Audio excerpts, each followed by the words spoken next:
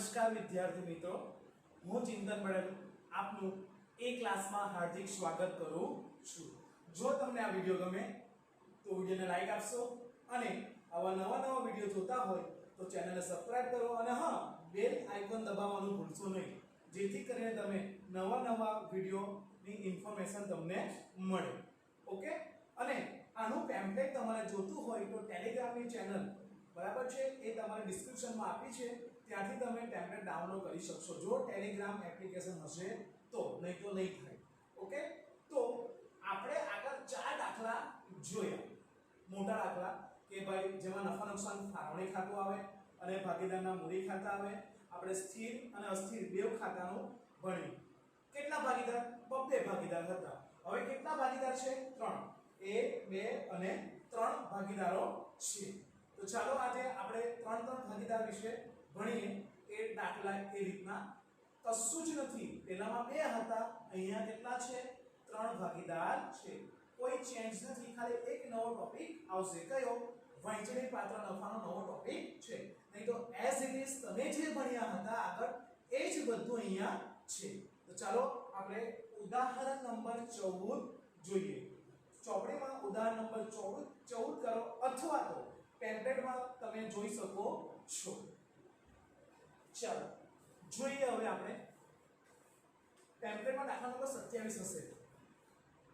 સક્ષમ, સમર્થ અને શ્રેય એક પેઢીના ભાગીદારો છે। તારીખ 1/4/2016 ના રોજ તેઓની મૂડી અનુક્રમે 1,60,000 અને 40,000 હતી। ભાગીદારી કરાર અનુસાર ભાગીદારોની શરૂઆતની મૂડી પર વાર્ષિક 8% લેખે વ્યાજ આપવાનું છે। મૂડી પર વ્યાજ કેટલું? 8%। પેલા રકમ વાંચી લે, પછી આપણે દાખલા ભણીશું। 2 નંબર, ઉપાડ પર વાર્ષિક 10% વ્યાજ વસૂલ લેવાનું છે। 3 નંબર, સમર્થને માસિક ₹600 લેખે પગાર ચૂકવવાનો છે। 4 નંબર, નફાનો અડધો ભાગ સરખે હિસ્સે અને બાકીનો અડધો ભાગ મૂડીના પ્રમાણમાં। મિત્રો મેં તમને કીધું હતું વહેંચણી પાત્ર નફો આવે એના 2 હિસ્સા કરવાના, એક હિસ્સો સરખા ભાગે વહેંચવાનો અને એક હિસ્સો મૂડીના પ્રમાણમાં વહેંચવાનો છે। ચલો આગળ ચાલીએ। સક્ષમ અને શ્રેય તારીખ 1/1/2017 ના રોજ અનુક્રમે 5,000 અને ₹4,000 નો ઉપાડ કરેલ છે। ભાગીદારોએ સર્વાનુમતે નિર્ણય કર્યો છે કે ભાગીદારોને વહેંચણી પાત્ર નફાની 10% રકમ સામાન્ય અનામત ખાતે લઈ જવી। આગળના દાખલામાં શું હતું? કમિશન હતું। ક્લિયર? કમિશન આપણે લઈ જતા હતા વહેંચણી પાત્ર નફામાંથી માઈનસ કરીને, તો અહીંયા શું લઈ જવાનું છે? સામાન્ય અનામત। ખાલી નામ ચેન્જ થયું, પેલું કમિશન હતું અને અહીંયા શું હતું? સામાન્ય અનામત। આગળ ચાલીએ। ઉપરના હવાલાઓના નોંધ્યા પહેલાનો તારીખ 1/3/2017 ના રોજ પૂરા થતા વર્ષનો પેઢીનો નફો ₹34,975 છે। ક્લિયર? પછી આગળ ચાલીએ। ઉપરની વિગતો પરથી તારીખ 31/3/2017 ના રોજ પૂરા થતા વર્ષનું પેઢીનું નફા નુકસાન ફાળવણી ખાતું અને ભાગીદારોના મૂડી ખાતા તૈયાર કરો। ક્લિયર? સો નફા નુકસાન ફાળવણી ખાતું અને ભાગીદારના મૂડી ખાતા, એટલે કઈ પદ્ધતિ હશે? અસ્થિર ખાતાની મૂડી પદ્ધતિ। 2 જ ખાતા દોરવાના છે એટલા માટે। જો ચાલુ ખાતું હોય તો કઈ કહેવાય? સ્થિર પદ્ધતિ કહેવાય છે। ઓકે, આપણે રકમ હવે દાખલો ગણવાની શરૂઆત કરીએ। રકમ વાંચી લીધી તો સૌપ્રથમ પહેલામાં પહેલું તમારે શું કરવાનું તે તારીખ 1/4/2016 ના રોજ પૂરા થતા વર્ષનું નફા નુકસાન ફાળવણી ખાતું દોરવાના 2। ક્લિયર? ઓકે, ચલો હવે આપણે બોલું છું। 1/4/2016 ના રોજ તેઓની મૂડી અનુક્રમે 1,60,000 અને 40,000। ઓકે, મૂડી ક્યાં લખીએ છીએ આપણે? જમા બાજુ। શું લખીએ છીએ? બાકી આગળ લાવ્યા। શરૂઆતની મૂડી છે એટલે બાકી આગળ લાવ્યા। 1/4 બાકી આગળ લાવ્યા 1,60,000 અને 40,000। ચાલો હવે આગળ ચાલીએ। ભાગીદારી કરાર પત્ર અનુસાર 1 નંબર, ભાગીદારોની શરૂઆતની મૂડી પર વાર્ષિક 8% લેખે વ્યાજ ગણવાનું છે। શેની પર? મૂડી પર વાર્ષિક 8% લેખે.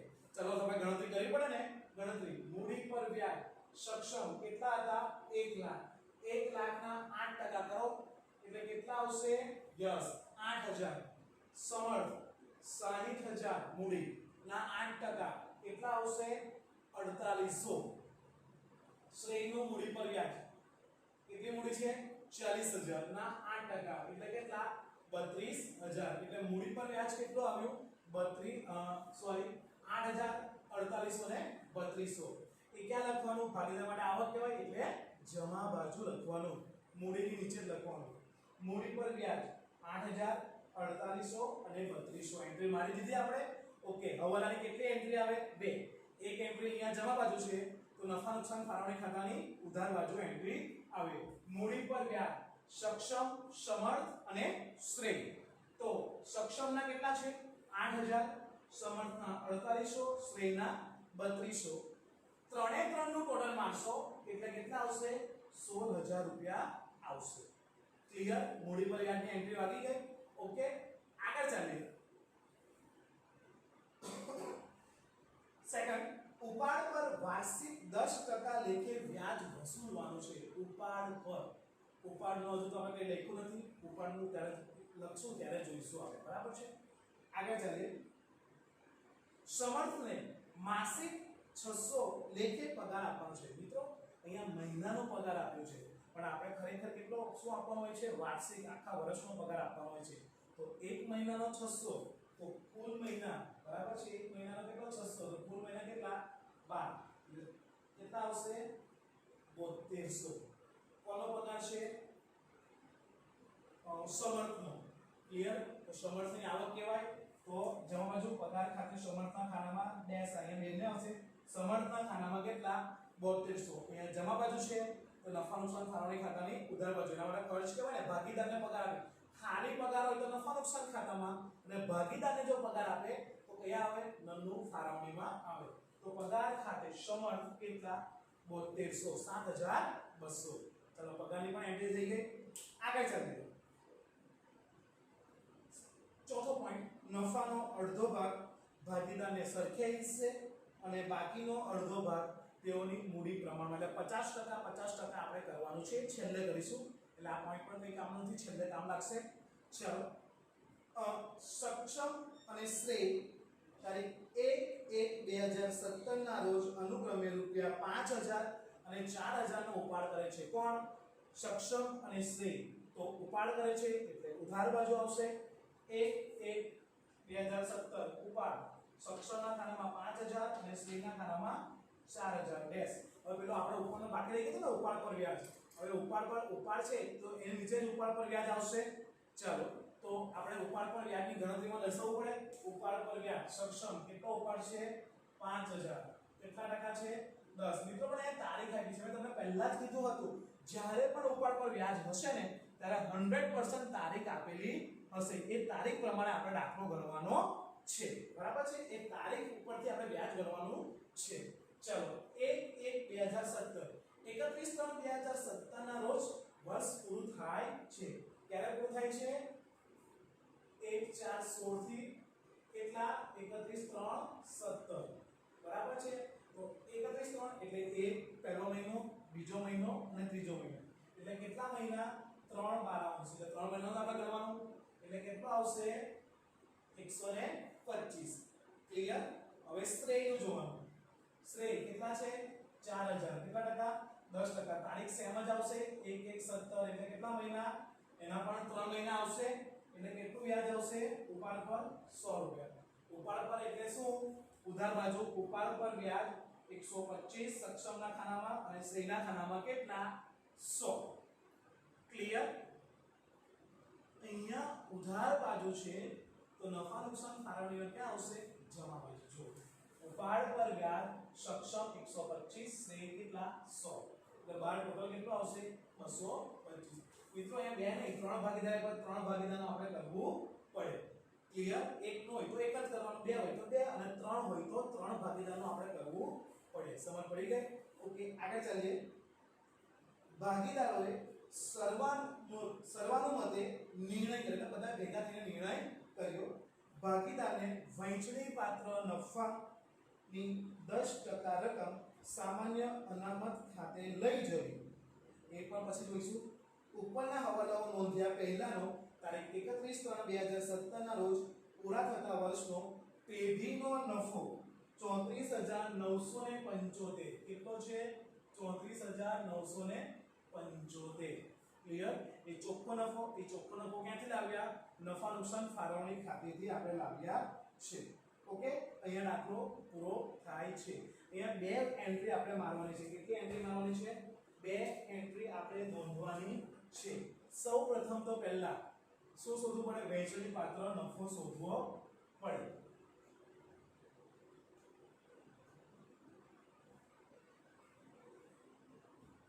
આનું ટોટલ મારવાનું 34,975 225 એટલે કેટલું ટોટલ આવ્યું? જમા બાજુનું 35,200. ક્લિયર? હવે કાચું મારો છે. કેમ? કારણ કે આપણે સામાન્ય અનામત શોધવાનું છે એટલા માટે. ચલો, જમા બાજુનું ટોટલ કેટલું થયું? 35,200 થયું. ઉધાર બાજુનું ટોટલ કેટલું થાય? 16,000 અને 7,200 એટલે કેટલા? 23,200 થયું ઉધાર બાજુ ટોટલ. હવે 35,200 માંથી 23,200 માઈનસ કરો તો કેટલા વધે? 12,000 વહેંચણી પાત્ર નફો આવ્યો. કેટલો વહેંચણી પાત્ર નફો કેટલો છે? 12,000. પણ 12,000 માં આપણે 10% સામાન્ય અનામત ખાતે લઈ જવાના છે. તો 12,000 ના 10% તમે કરો તો કેટલા થશે? 1200 રૂપિયા. તો આપણે સામાન્ય અનામત ખાતે લઈ જવાના. તો આપણે સામાન્ય અનામત ખાતે કેટલા લખવાના? 1200. ક્લિયર થઈ ગયું? ઓકે, હવે સાચો વહેંચણી પાત્ર નફો તો જો ને 1200 લખ્યા, 1200 તો કાઢવો પડે આપણે. તો અહીંયા શું? વહેંચણી પાત્ર નફો 12,000 માઈનસ 1200 એટલે કેટલા આવશે? 10,800 આવશે. કેટલા? 10,800. ક્લિયર થઈ ગયું? વહેંચણી પાત્ર નફો કેટલો અહીંયા આવ્યો? 10,800. હવે આપણે આની એન્ટ્રી જોવાની છે. આની એન્ટ્રીમાં શું કીધું છે? અડધો સરખા ભાગે. શું કીધું છે? સરખા ભાગે. અને અડધો મૂડીના પ્રમાણમાં.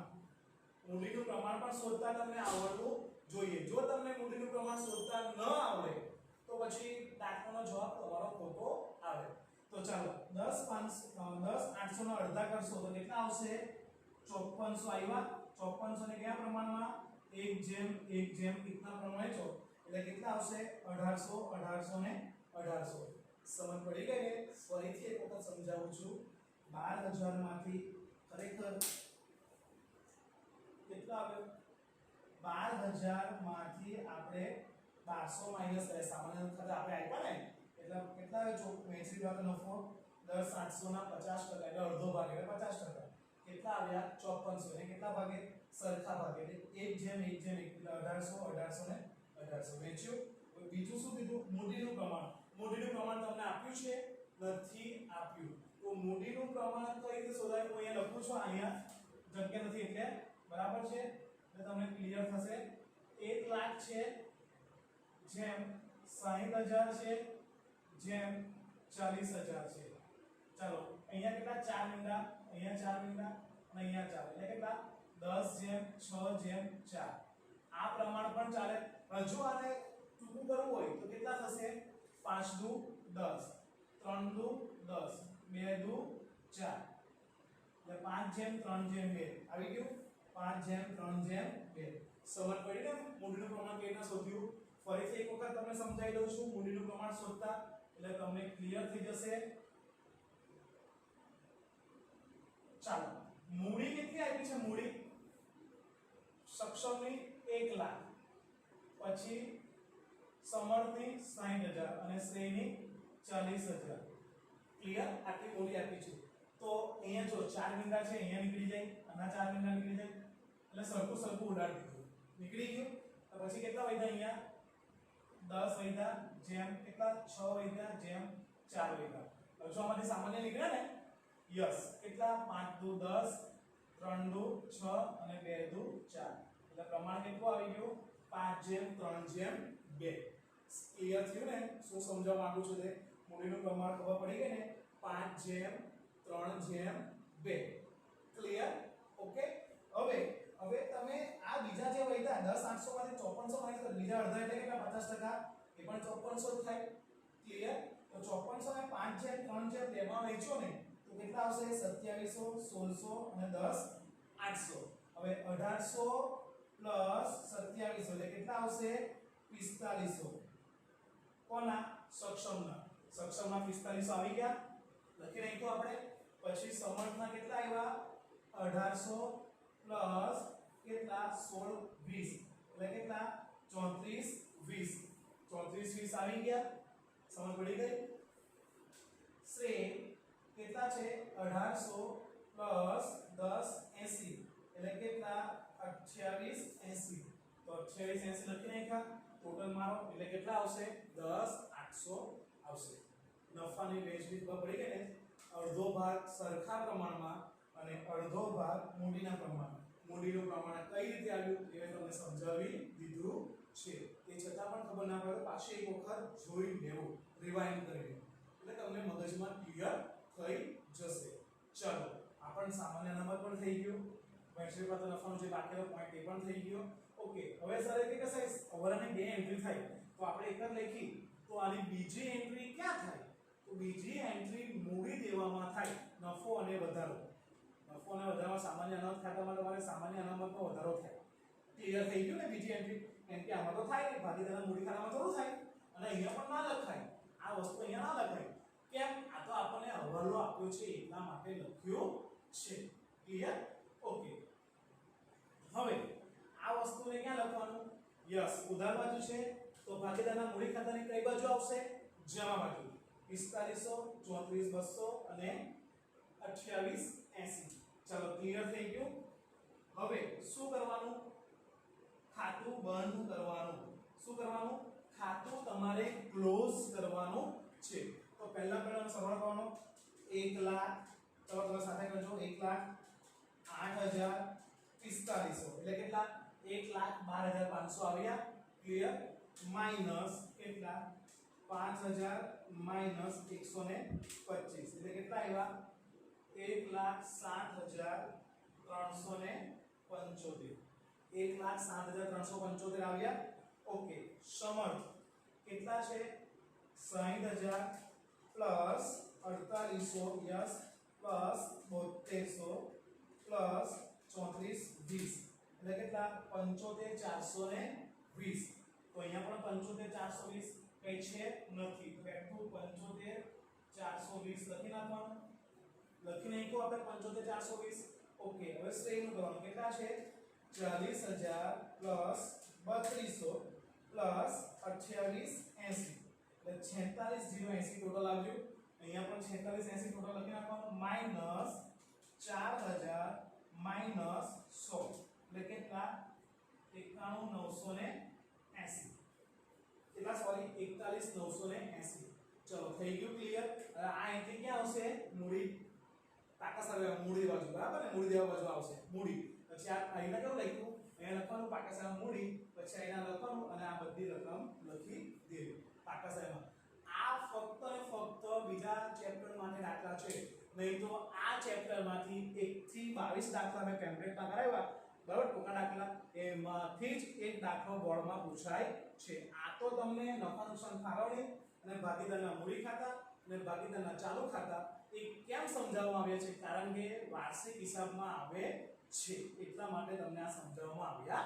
છે દાખલો ક્લિયર થઈ ગયો ને આખો દાખલો સમજ પડી ગઈ ને કઈ રીતે દાખલો ગણ્યો છે તે ક્લિયર જો એક વસ્તુ યાદ રાખો કોઈ પણ દાખલો તમે ગણો ને તો ટોપિક પ્રમાણે દાખલો ગણો ટોપિક પ્રમાણે જો તમે દાખલો ના ગણો ટોપિક એટલે શું સ્ટેપ બાય સ્ટેપ દાખલો ગણવાનો આનું સ્ટેપ પહેલો આપણે લખ્યું આ લખ્યું બાકી આગળ લાવ્યા પછી મૂડી પર વ્યાજ ગણ્યું પછી ઉપર પર વ્યાજ હતું ગણ્યું ઉપર પર વ્યાજ નથી ગણ્યું કેમ કારણ કે ઉપર તો આપણે કીધો હતો નહીં એને પછી પગારનું કર્યું પછી એને પછી ઉપર લખ્યો પછી ઉપર પર વ્યાજ કર્યું પછી શું કર્યું કાચું બનાવ્યું આ બંને વસ્તુ પછી વેચી પાસે નફો શોધ્યો સામાન્યમાં કેટલા ટકા કર્યું 10% કર્યું એટલે 1200 આવ્યું બરાબર છે 1200 માંથી આપણે 10,800 વેચી પાસે નફો આવ્યો અને 50% અને અહીંયા 50% અડધો સરખે ભાગે અડધો મૂડીના પ્રમાણ મૂડીનું પ્રમાણ પણ મેં તમને સમજાવ્યું સમજ પડી ગઈ ને ક્લિયર ને હું શું કહેવા માંગુ છું અને પછી તમારા ખાતા ક્લોઝ કરી દેવાના હોય છે. આ દાખલો એ ક્લિયર થઈ ગયો, સમજ પડી? ઓકે, આની જેવો જ સેમ બીજો દાખલો આપણે ગણીએ, જેથી કરીને અહીંયા કદાચ તમને 60-70% સમજ પડી ગઈ ને તો એ દાખલામાં તમે 100% પૂરેપૂરી તમને ખબર પડી જશે. ક્લિયર? તો આપણે હવે બીજો દાખલો ગણીએ, જેથી કરીને તમને પૂરેપૂરું એકદમ કમ્પ્લીટલી નોલેજ તમને આવી જાય. તો હવે આપણે બીજો દાખલો ગણીએ છીએ. ઓકે,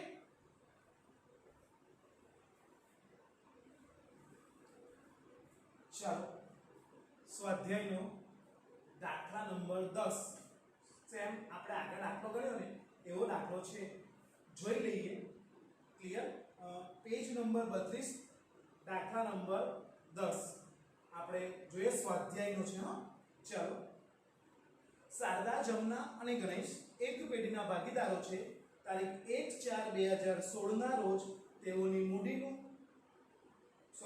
અનુક્રમે 72,000, 48,000 અને 24,000 છે. રકમ વાંચું, ધ્યાનથી સમજી લેજો. ભાગીદારી કરાર અનુસાર એટલે કરાર પત્ર અનુસાર 1 નંબર, ભાગીદારોની શરૂઆતની મૂડી પર વાર્ષિક 5% લેખે વ્યાજ ગણવાનું છે. ઉપાડ પર વાર્ષિક 8% વ્યાજ વસૂલવાનું છે. મૂડી પર 5%, ઉપાડ પર 8%. શારદાને માસિક 700 પગાર આપવાનો છે. જો રૂટીનમાં જેટલો છે એ બધો હશે, કોઈ ચેન્જ આવતો, અમુક પોઈન્ટનો ચેન્જ આવે છે. ચલો, નફાનો અડધો ભાગ ભાગીદારના સરખા પ્રમાણમાં અને બીજો અડધો ભાગ વધે તે મૂડીના પ્રમાણમાં. જો આગળ દાખલા જેવું સેમ આવ્યું ને. ચલો, આ 4 પોઈન્ટ હતા. ટ્વિસ્ટ બીજું કંઈક નવું ટ્વિસ્ટ હશે, જોઈ લઈએ શું ટ્વિસ્ટ છે તે. તારીખ 31/12/2016 ના રોજ ગણેશે ₹6,000 પેઢીમાંથી અંગત વપરાશ માટે લીધા. અહીંયા ઉપાડ શબ્દ નથી આપ્યો, અંગત વપરાશ. કોઈ ભાગીદાર ધંધામાંથી અંગત હેતુ માટે કંઈ પણ લઈ જાય એને શું કહેવાય? ઉપાડ કહેવામાં આવે છે. આગળ ચાલીએ. ઉપાડ પર વ્યાજ ગણ્યા પછી, મોસ્ટ ઇમ્પોર્ટન્ટ આ પોઈન્ટ્સ તમને સમજવાનું છે. અત્યાર સુધી શું હતો? પહેલાનો નફો આપ્યા હતા કે ભાઈ ઉપરના હવાલાઓ એટલે જોગવાઈઓ પહેલાનો નફો આટલો હતો. અહીંયા એક પોઈન્ટ આપ્યો છે, શું? ઉપાડ પર વ્યાજ ગણ્યા પછી, એટલે ઉપાડ પર વ્યાજ પેલા નફામાં ઇન્વોલ્વ છે, એમાં સમાવેશ થયેલો છે ઉપાડ પર વ્યાજનો. બરાબર છે? ઉપાડ પર વ્યાજ ગણ્યા પછી, પરંતુ ઉપરોક્ત અન્ય હવાલાઓ નાખ્યા પહેલાનો. બરાબર ને? જો કીધું હતું ને પહેલા, અત્યાર સુધી જેટલા દાખલા કરે ને એમાં બધામાં શું પહેલાનું જ હતું, બધી જોગવાઈ હવાલા નાખ્યા પહેલાનું, જેમાં ઉપાડ પણ આવી જતું હતું. પણ અહીંયા એક નવો ટ્વિસ્ટ આવ્યો છે. શું? કે ઉપાડ પર વ્યાજ ગણ્યા પછી અને બીજા અન્ય હવાલાઓ પહેલાનો, એટલે ઉપાડ પર વ્યાજ પહેલા શું ચોખ્ખા નફામાં સમાયેલું છે. જોઈએ, નાખ્યા પહેલાનો તારીખ 31/3/2017 ના રોજ પૂરા થતા વર્ષનો પેઢીનો નફો 81,600 છે. 81,600 માં છે ને ઉપાડ પર વ્યાજ સમાયેલું છે, એમાંથી માઈનસ થઈને પછી ચોખ્ખો નફો લખવાનો હોય છે. એ આપણે પછી જોઈ લઈશું. બરાબર છે? દાખલો ગણીશું ત્યારે શું કે ચોખ્ખો નફો 81,600 છે, એમાં ખરેખર ઉપાડ પર વ્યાજ સમાયેલું છે, એટલે ઉપાડ પર વ્યાજ માઈનસ કર્યા પછી ચોખ્ખો નફો લખાય, ત્યાં સુધી લખાય નહીં. કેટલાક વ્યક્તિઓ ડાયરેક્ટ લખી નાખે છે પણ ઉપાડની એન્ટ્રી મારતા નથી, પણ ખરેખર ઉપાડની એન્ટ્રી મારવી પડે છે. એટલા માટે આપણે લખીએ છે, એટલે બાદ કરવું પડે. શું બાદ કરવાના નફામાંથી? ઉપાડ પર વ્યાજ બાદ કર્યા પછી ચોખ્ખો નફો લખવાનો છે. ભાગીદારોમાં નફાની વહેંચણી થાય એ પહેલા અને ઉપરના હવાલો નાખ્યા પછી જે નફો રહે તેના 20%, કેટલા ટકા? 20%. પણ હાઉસવાઇફ કન્ડિશન આપી છે, શરત આપી છે. શું શરત છે જોઈએ. પરંતુ ₹18,000 થી ઓછા નહીં એટલી રકમ પેઢીના સામાન્ય અનામત ખાતે લઈ જવું. સામાન્ય અનામત ખાતે ટૂંકમાં રકમ કેટલી લઈ જવાની? 18,000. 18,000 ની ઉપર હોય તો ચાલશે, પણ 18,000 ની નીચે હશે તો ચાલે નહીં.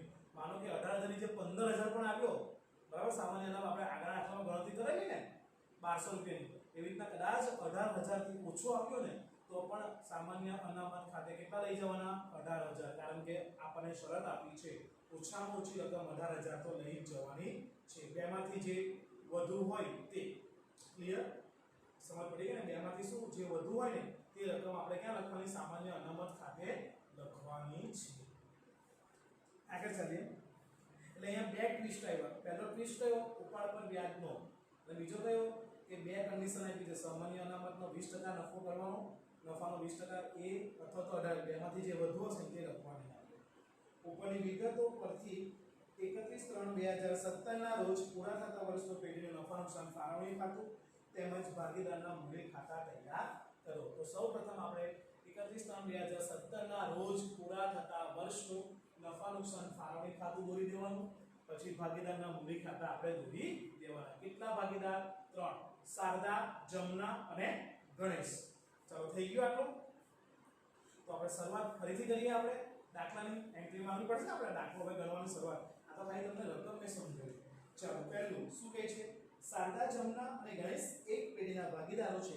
તારીખ 1/4/2016 ના રોજ તેઓની મૂડી અનુક્રમે કેટલી હતી? 72,000, 40,000, 48,000 અને 24,000 હતી. આ શું કહેવાય? શરૂઆતની મૂડી. એટલે શરૂઆતની મૂડી ક્યાં લખાય? યસ, તમને ખબર પડી ગઈ ને હવે કે ભાગીદારના મૂડી ખાતાની જમા બાજુ શું લખવાનું? બાકી આગળ લાવ્યા તરીકે દર્શાવવાનું હોય છે. 72,000, 48,000 અને 24,000. ભાગીદારી કરાર પત્ર અનુસાર પહેલો પોઈન્ટ હવાલો. ભાગીદારોની શરૂઆતની મૂડી પર વાર્ષિક 5% વ્યાજ. કોની પર? 72,000, 48,000, 24,000. ગણતરી દર્શાવવાની. ગણતરીમાં મૂડી પર વ્યાજ શારદા 72,000 ના કેટલા? 5% એટલે કેટલા આવશે? 3600 આવશે. સમજ પડી? પછી જમના કેટલા છે? 48,000. 48,000 ના 5% કરશો તો કેટલા આવશે? 2400 આવશે. ગણેશના કેટલા છે? 24,000. 24,000 ના તમે 5% કરશો એટલે કેટલા આવશે? 1200. લખી નાખ્યું. મૂડી પર વ્યાજ એની નીચે કેટલું લખી નાખવાનું? મૂડી પર વ્યાજ કેટલા? 3600, 2400 અને 1200. અહીંયા જમા બાજુ છે. નફા નુકસાન ફાળવણી ખાતાની કઈ બાજુ આવશે? ઉધાર બાજુ. મૂડી પર વ્યાજ શારદા 3600, જમના 2400 અને ગણેશ 1200. ત્રણે ત્રણનું ટોટલ કરવાનું કેટલા? 7200. 7200 આવ્યા. આગળ ચાલીએ. ઉપાડ પર વાર્ષિક 8%. હજુ ઉપર તો આપણને આપ્યો નથી, ત્યારે જોઈશું. શારદાને માસિક 700 પગાર આપવાનો છે. માસિક એટલે કે મહિનાનો. મહિનાનો પગાર કેટલો છે એનો? 700. તો આખા વર્ષમાં આપણે શોધવાનું હોય ને, તો આખા વર્ષમાં શોધવા માટે શું? પગાર માસિક ગુણ્યા કુલ મહિના. એટલે 700 ગુણ્યા 12 એટલે કેટલો? શારદા 8400, 8,400. તો પેઢી માટે તો ખર્ચ કહેવાય અને ભાગીદાર માટે આવક કહેવાય. તો ભાગીદારની જમા બાજુ પગાર ખાતે શારદાના ખાનામાં કેટલા? 8400 અને નફા નુકસાન ફાળવણીની ઉધાર બાજુ પગાર ખાતે શારદા કેટલા? 8400. ક્લિયર થઈ ગયું ને? ઓકે. બસ આવક અને ખર્ચ એ તમને ખ્યાલ હોવો જોઈએ. આવક એટલે જમા, ખર્ચ એટલે ઉધાર, બીજું કશું આવે નહીં. નફાનો અડધો ભાગ સરખે હિસ્સે અને બીજો અડધો ભાગ શરૂઆતની મૂડીના પ્રમાણમાં. એ પછી જોઈશું હવે છેલ્લે. તારીખ 31/12/2016 ના રોજ ગણેશે ₹6,000 પેઢીમાંથી અંગત વપરાશ માટે ઉપાડ્યા. અંગત વપરાશ એટલે શું કહેવાય? ઉપાડ. ઉપાડ ખાતે 31/12 કઈ તારીખ? 31/12. ગણેશ કેટલા? 6,000 લખી નાખ્યું. હવે ઉપાડ પર વ્યાજ ગણતરીમાં દર્શાવવાનું.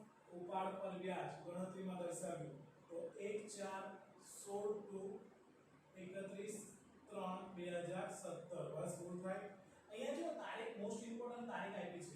મેં તમને અગાઉ પણ કીધું હતું તારીખ ઇમ્પોર્ટન્ટ છે. ઉપાડ પર વ્યાજ 31/12. 12મો મહિનો આવે નહીં. કેમ ન આવે? કારણ કે 12મો મહિનો તો પતી ગયો ને. 31 તારીખ કીધી. અત્યાર સુધી આપણે શું મહિના પર ચાલતા હતા ને, તે પણ શું કામ ચાલતા હતા મહિના ઉપર?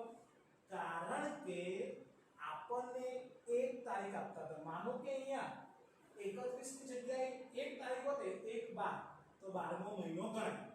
સમજ પડી ગઈ ને? પણ અહીંયા 31/12 એટલે બીજા દિવસે તો પહેલી તારીખ ચાલતી છે ને, પહેલો મહિનો. પહેલી તારીખ ને પહેલો મહિનો એટલે આપણે ત્યાંથી ગણવું. એટલે પહેલો મહિનો, બીજો મહિનો અને ત્રીજો મહિનો. એટલે કેટલા મહિનાનું વ્યાજ ગણવાનું? 3 મહિનાનું વ્યાજ ગણવાનું. કેટલા ટકા? 6%. કેટલા હજાર પર? 6,000. 6,000 પર કેટલા ટકા છે? સોરી 8%. 8% ગુણ્યા 3 12 આવશે એટલે કેટલા આવ્યા? 120. ઉપાડ પર વ્યાજ 120 આવ્યું. ઉપાડની નીચે બેઠું આવે. ઉપાડ 31/3/2017. ઉપાડ પર વ્યાજ કેટલા? 120 અહીંયા ઉધાર બાજુ છે તો નફા નુકસાન ફાળવણીમાં ક્યાં આવશે જમા બાજુ કેટલા 120 ક્લિયર ચલો આગળ ચાલીએ ઉપર પર વ્યાજ ગણ્યા પછી પરંતુ ઉપરોક્ત અન્ય હવાલો નાખ્યા પહેલાનો તારીખ 31/3/2017 ના રોજ પૂરા થતા વર્ષનો પેઢીનો નફો 81600 ટૂંકમાં ઉપર પર વ્યાજ ગણ્યા પછી માનો કે મૂડી પર વ્યાજ ગણ્યા પછી હોય તો મૂડી પર વ્યાજ પણ માઈનસ કરવું પડે ચાલો અહીંયા કીધું ઉપર પર વ્યાજ ગણ્યા પછી એટલે 81600 માં શું છે ઉપરનો સમાવેશ થયેલો છે ઉપરના વ્યાજનો તો 81600 માઈનસ 120 ઉપર પર વ્યાજ એટલે કેટલો આવ્યો ચોખ્ખો નફો 81480 ચોખ્ખો નફો આવે થઈ ગયું ને ક્લિયર ઉપર પર વ્યાજ ગણ્યા પછી કીધું છે એનો મતલબ કે 81600 માં એનો સમાવેશ થઈ ગયો પહેલા બધા શું પહેલા અત્યાર સુધી જે દાખલામાં આવ્યું તેમાં બધું જ પહેલાનું હતું એ જે ઉપર બધા ઓલા પહેલાનો નફો કેટલો હતો આ રીતના પણ અહીંયા શું કીધું ઉપર પર વ્યાજ ગણ્યા પછી એનો મતલબ કે આ 81600 નો ઉપર પર વ્યાજનો સમાવેશ કરવામાં આવ્યો છે એટલા માટે હવે આગળ ચાલીએ ભાગીદારમાં નફાની વહેંચણી થાય એ પહેલા અને ઉપરના હવાલાઓ નાખ્યા પછી જે નફો રહે તેના 20% કાઉન્સમાં આપ્યું છે કન્ડિશન પરંતુ 18000 થી ઓછા નહીં એટલી રકમ પેઢીના સામાન્ય અનામત ખાતે લઈ જવી ઓકે બસ આટલું જ છે હવે આપણે જોઈ લઈએ ચાલો ટોટલ મારી આવો 81 480 120 એટલે કેટલા 81600 જમા બાજુ કેટલા આવ્યા 81600 આવ્યા હવે ઉધાર બાજુ ટોટલ મારીએ 7200 8400 કેટલા આવ્યા 15600 આવ્યા ચાલો 81600 માંથી 15600 માઈનસ કરીએ 81600 માઈનસ 15600 એટલે કેટલા આવે 66000 આવે સમજ પડી ગઈ 66000 તો 66000 ના કેટલા ટકા કરવાના કીધા છે 20% ગુણ્યા 20% કરીએ એટલે કેટલા 13200 હવે 13200 વધારે છે કે 18000 વધારે તો કેટલા વધારે 18000 વધારે ને કેમ કે મિનિમમ 18000 આપવાનું છે આવું આટલું અપાય નહીં કીધું છે કે કેટલી હોવી જોઈએ સામાન્ય અનામત 18000 હોવી જોઈએ એટલે કે 13 20 ચાલે 13200 ચાલે નહીં એટલે સામાન્ય અનામત કેટલી 18000 ઓકે તો વહેંચણી પાત્ર નફો શોધવાનો તો વહેંચણી પાત્ર નફો કેટલો આવેલો હતો 66000 માઈનસ કેટલા લઈ ગયા આપણે સામાન્ય અનામત માટે 18000 લઈ ગયા તો વૈધા કેટલા 48000 વધ્યા તો 48000 નો અડધો ભાગ એટલે 50% કેટલા થાય 24000 કયા પ્રમાણે છે સરખા પ્રમાણે એટલે 1:1:1 ના પ્રમાણે તો કેટલા આવે 8000 8000 અને 8000 ક્લિયર હવે બીજા 24000 વધ્યા ને તો બીજા 24000 કયા પ્રમાણમાં વેચવાના છે મૂડીના પ્રમાણમાં વેચવાના છે મૂડીનું પ્રમાણ શોધતા આવડે છે નથી આવડતું ચાલો કઈ નહીં અહીંયા બોક્સ બનાવીને આગળના દાખલાની જેમ શીખવી દઉં છું સો 72000 જેમ 48000 જેમ 24000 ચાલો પહેલા સરખું કરવાનું તો ચાલો અહીંયા 3 મીંડા છે અહીંયા 3 શૂન્ય છે અહીંયા 3 0 છે 3 0 નીકળી ગયા એટલે કેટલા 72 જેમ 48 જેમ 24 હવે આટલું કરો ને તો પણ ચાલે એવું નથી કે ભાઈ આનો હજુ ટૂંકું કરવું જોઈએ પણ તમને આવડવું જોઈએ હજુ આનું ટૂંકું થાય 24 સામાન્ય નીકળે 24 તારીખ 72 24 48 24 1 24 એટલે પ્રમાણ મળી ગયું આપણને પ્રમાણ કેટલું મળ્યું 3:2:1 થઈ ગયું 3:2:1 લખી નાખ્યું આ શું છે મૂડીનું પ્રમાણ સમજ પડી ગયા મૂડીનું પ્રમાણમાં ક્લિયર થઈ ગયું આખું ઓકે તો હવે 24000 3:2:1 માં એટલે કેટલા 12000 8000 અને 4000 આવે શું 24000 ગુણ્યા 3 ભાગ્યા કેટલા 6 એટલે 12000 24000 ગુણ્યા 2 ભાગ્યા 6 એટલે 8000 24000 ગુણ્યા 1 ભાગ્યા 6 એટલે કેટલા 4000 એટલે 8000 પ્લસ 12000 એટલે બેવનો સરવાળો કરો ને તો સાદાનો ભાગ કેટલો નફો આવે વહેંચણી પાત્ર 20000 જમણાને ભાગ વહેંચણી પાત્ર નફો 16000 8000 પ્લસ 8000 ગણેશ ના ભાગ કેટલો આવે 8000 પ્લસ 4000 એટલે કેટલો 12000 ટોટલ એટલે આ બધું ટોટલ થઈને લખવાનું કેટલા આવ્યા અહીંયા કેટલા આવશે 48000 ટોટલ ટોટલ થઈ ગયો 48000 મળી ગયો આપણને નફો ક્લિયર થઈ ગયું ખાતું ઓકે આ પતી ગયું સમજ પડી ગઈ ચાલો નફા નુકસાન ફાળવણી ખાતું ક્લોઝ કર્યું હવે આ નફો ક્યાં લાવવાનો ભાગીદારના મૂડી ખાતે નફા નુકસાન ફાળવણી ખાતે 20000 16000 ને 12000